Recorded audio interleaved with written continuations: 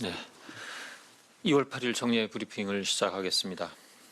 오늘 아침 중앙사고수습본부 회의는 시도 보건당국과 지역 방역 체계에 대한 집중적인 논의를 진행하고 있습니다. 현재까지 확진자 대부분은 방역망 체계 내에서 발견되거나 발생되어 적극적인 관리를 통해 지역사회로의 확산을 차단하고 있으나 접촉자들에 대한 격리관리 그리고 소독 등 지역 방역 업무가 증가하고 있습니다. 이를 감당하기 위해서 지역 보건소의 방역 인력을 대폭 확충하는 대신 진료 기능과 같은 다른 기능들을 줄이고 있으며 일반 행정 인력도 지역 방역 업무에 투입하는 등 지역 방역 체계를 적극적으로 강화하기로 논의가 되고 있습니다. 중수부는 지자체와 견고한 협력 체계를 구축하고 신종 코로나 바이러스 감염증에 힘을 합쳐 대응하고 있으며 향후에도 지속적으로 지자체 협력을 강화해 나갈 것입니다.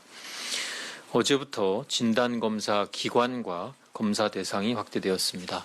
중국을 방문한 후 14일 이내에 발열이나 호흡기 증상이 나타나는 경우에 대해서도 검사를 실시하고 또한 의사의 소견에 따라서 신종 코로나 바이러스 감염증이 의심되는 경우에 대해서는 검사를 실시하게 됩니다. 어제 첫날 검사 건수는 종전에 비해 약 3배 정도 증가하였고 현재 진행 중인 검사 건수가 많아서 정확한 집계는 어려운 상황입니다만 아마 월요일부터는 이것을 검사 집계 시스템을 구축해서 가동되기 때문에 보다 정확한 집계를 신속하게 할 수 있을 것으로 기대하고 있습니다. 검사 대상에 해당되지 않아서 검사를 받지 못하는 분들이 계시며 이러한 분들이 불만이 상당히 있을 것으로 생각이 됩니다. 신종 코로나 바이러스 검사는 검체 채취 단계에서도 안전하고 정확하게 이 검체 채취를 할 수 있는 인력 확보가 매우 필요하고 유전자 증폭 검사 장비 또 그리고 이 장비를 운용하고 해석할 수 있는 전문 인력이 필요한 그러한 검사입니다. 이러한 한계로 인해서 단순히 진단 키트를 보급한다고 검사 물량이 대폭 증가하지 않는다라는 점을 이해해 주시기 바랍니다. 하루 검사 물량은 가능한 물량에는 한계가 있습니다. 현재는 하루 3,000건 정도의 검사가 가능할 것으로 판단하고 있고 조금 더 노력을 해서 조만간 5,000건 정도까지는 검사가 확대될 수 있을 것이나 검사를 희망하시는 모든 분들이 검사를 받게 하기에는 부족한 상황입니다. 이러한 진단검사 물량의 한계를 감안해서 정부는 신종 코로나 바이러스 감염증의 조기 진단과 전파 차단을 위해서 가장 위험성이 큰 집단을 대상으로 우선순위를 평가해서 검사 대상을 정하고 있습니다. 검사 가능한 물량을 늘리기 위해서 모든 노력을 기울이고 있으나 이러한 한계가 있다는 점을 이해해 주시기 바랍니다. 의학적으로 검사가 필요한 분들이 우선적으로 검사를 받을 수 있어야 신종 감염병을 조기에 발견하고 지역사회로의 확산을 차단할 수 있습니다. 국민 여러분들께서도 이런 점을 유념하셔서 현장에서의 의료진 판단에 따라 적극적으로 협조해 주시기를 당부드립니다. 한편 중수부는 격리자에 대한 생활지원비와 격리자의 사업주에 대한 유급휴가 비용 지원 내용을 확정하였습니다.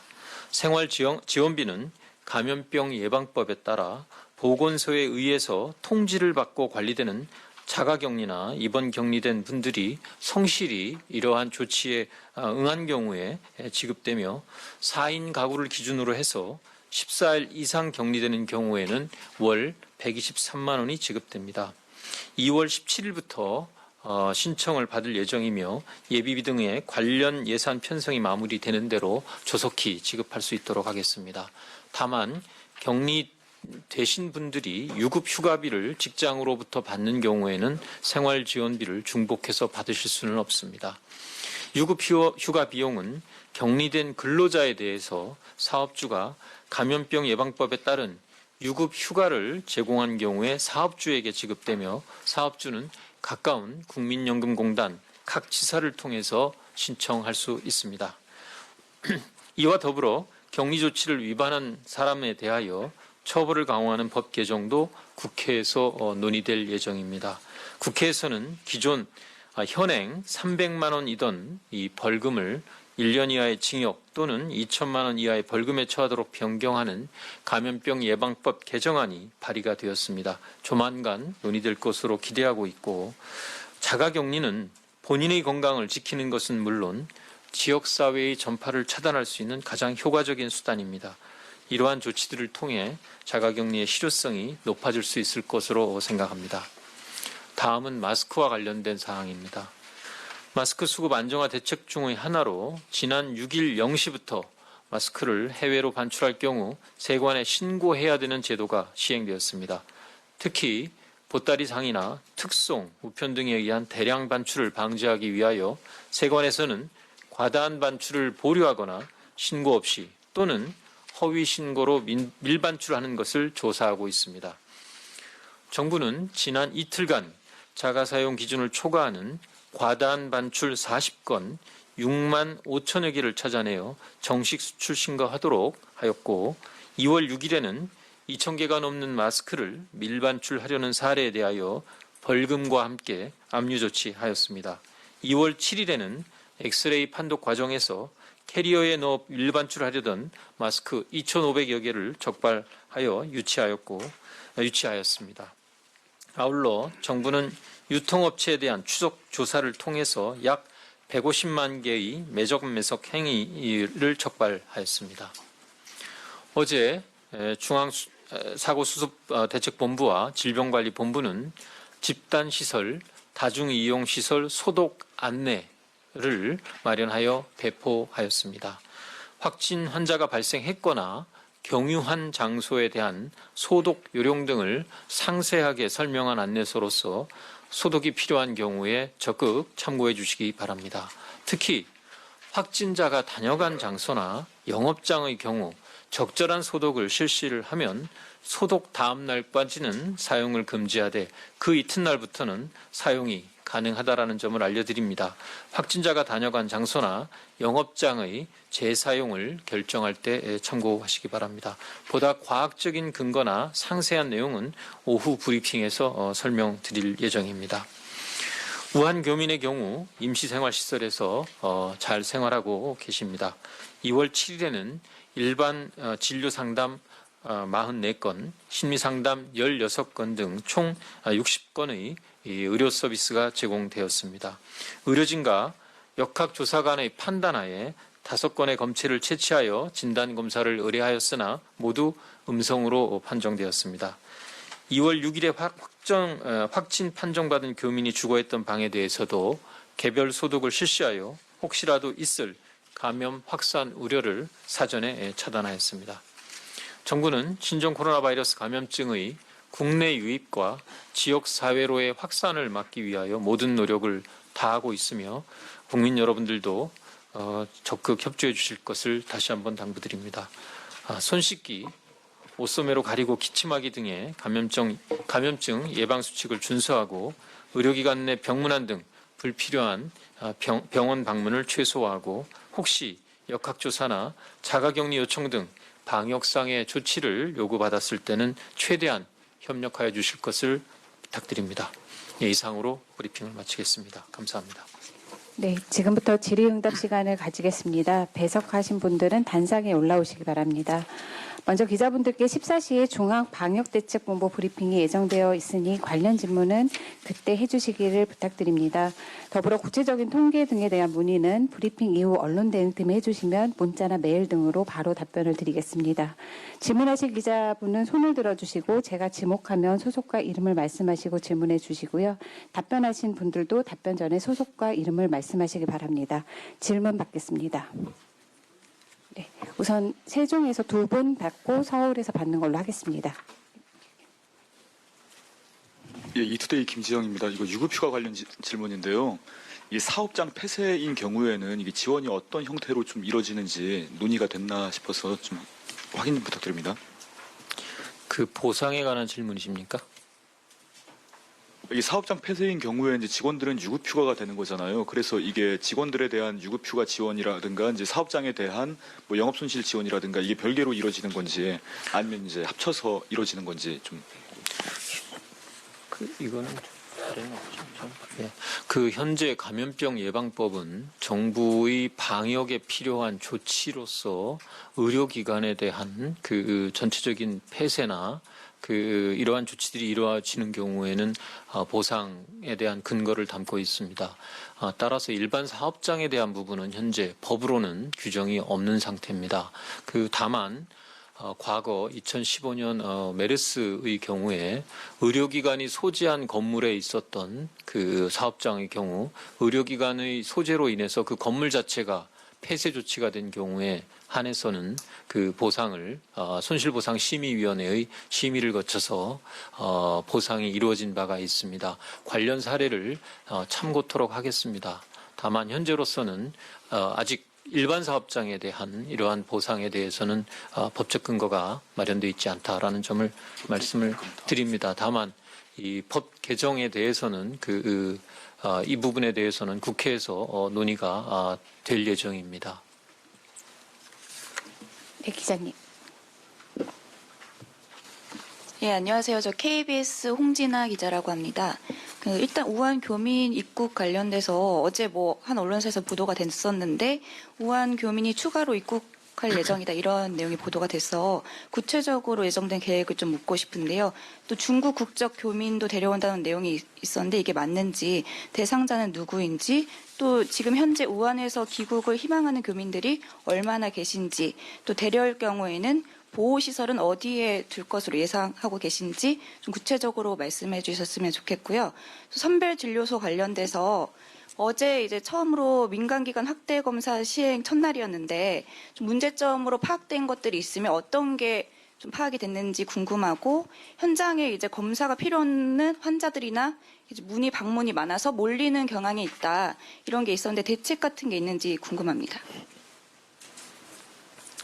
네, 먼저 현재로서는 우한에 대한 임시항공편 추가 투입에 대해서는 아직 구체적인 계획이 결정된 바 없습니다.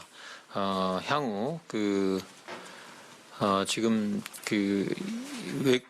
향후 상황 변화가 생길 것을 좀 대비해서 주한 총영사관에서 아마 비공식적으로 임시항공편 이용과 관련된 수요 조사를 진행한 것으로 알고 있습니다.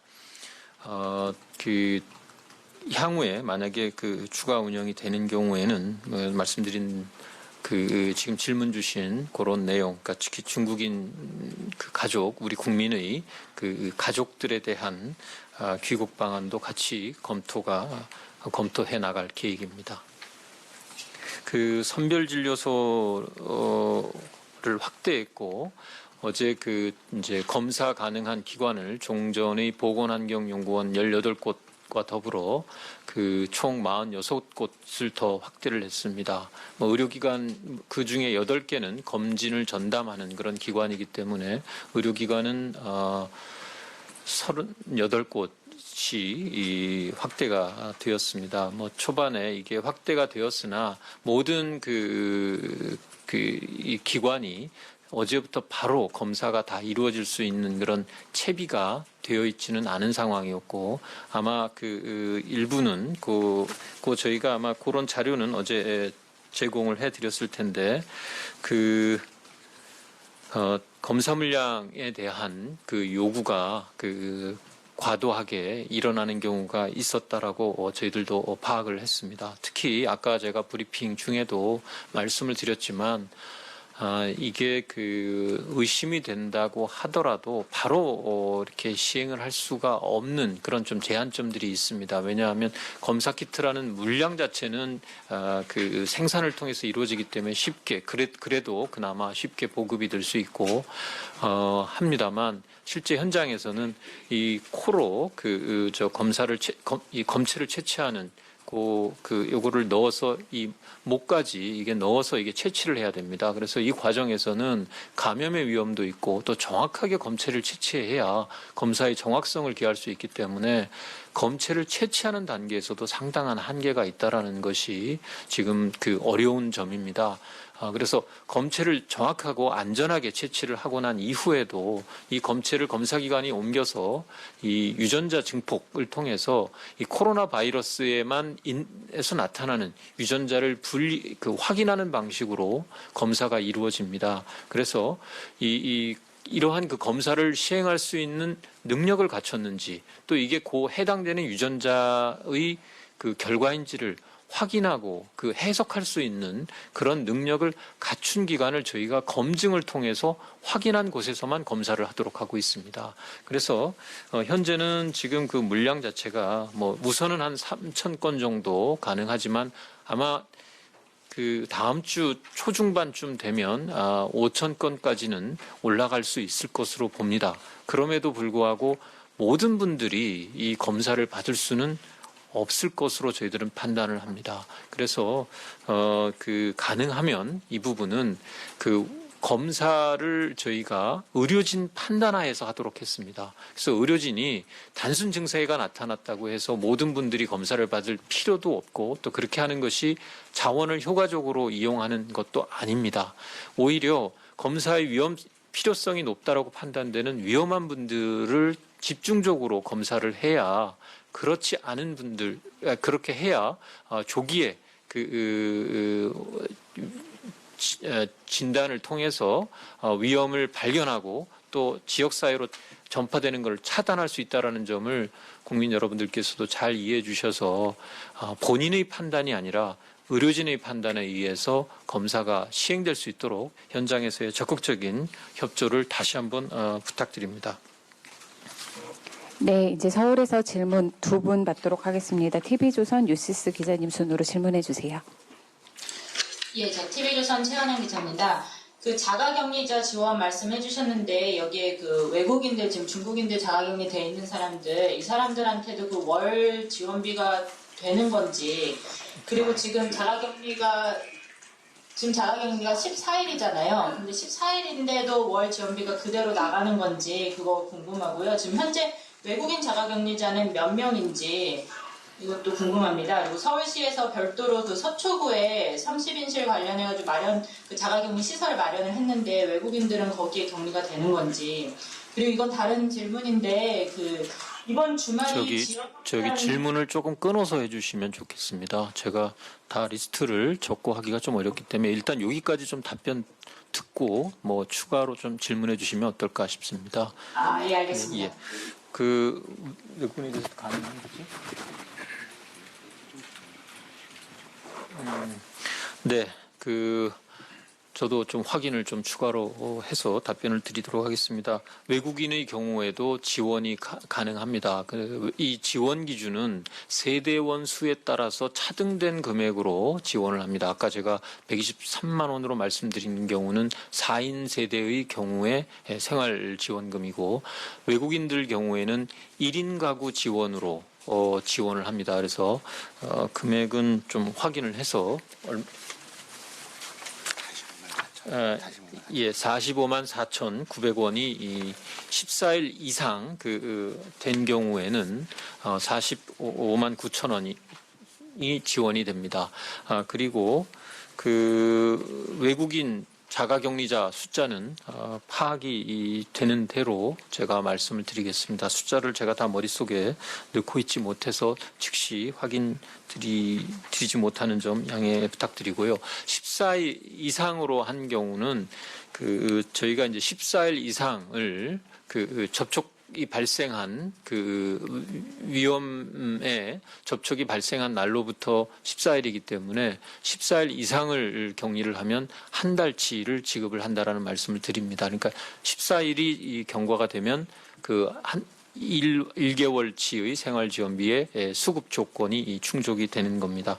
그리고 아까 서초구를 구체적으로 말씀을 주셨는데 그 부분은 저희가 이제 이 부분은 좀 확인이 필요한 사항일 거라고 봅니다만 일반적인 원칙은 이렇습니다.